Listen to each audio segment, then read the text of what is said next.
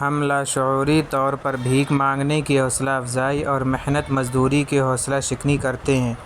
ہم رکشہ و taxi driver, سبزی فروش اور چھوٹی سطح کے محنت کشوں کے ساتھ کنجوسی کا معاملہ اور ایک ایک پائی کا حساب کرتے ہیں، جبکہ ہٹے کٹے بھکاریوں اور بھکارنوں کو 10 20 بلکہ 150 روپے دینے کو کمال کی بات سمجھتے ہیں۔ مانگنے والوں کو صرف کھانا کھلائیں اور محنت کش طبقے کو ان کے حق سے زیادہ دیں۔ بھکاری کو اگر آپ 1 لاکھ روپے بھی دیں گے تو وہ اسے کہیں محفوظ کر کے اگلے دن پھر سے بھیک مانگنا شروع کر دے گا۔ اس کے برعکس اگر آپ کسی محنت کش کی مدد کریں گے تو اس سے اس کا پیشہ اور کام بہتر سے بہتر ہو سکے گا۔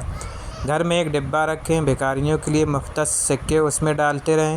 مناسب رقم جمع ہو جائے تو اس کے بڑے نوٹ بنا کر ایسے آدمی کو دیں جو بھکاری نہ ہو۔ اس ملک میں لاکھوں طالب علم، مریض، مزدور اور خواتین ایک ایک ٹکے کے محتاج ہیں۔ آپ کا 1 روپیہ بھی اگر صحیح مستحق تک پہنچ گیا تو آپ کے لیے ذخیرہ آخرت ہوگا۔ یاد رکھیے، بھیک دینے سے گدھا گیری ختم نہیں ہوتی بلکہ بڑھتی ہے۔ خیرات ضرور دیں مگر منصوبہ بندی اور احتیاط کے ساتھ، اور اس کے ذریعے معاشرے میں مثبت تبدیلی لانے کی کوشش کریں۔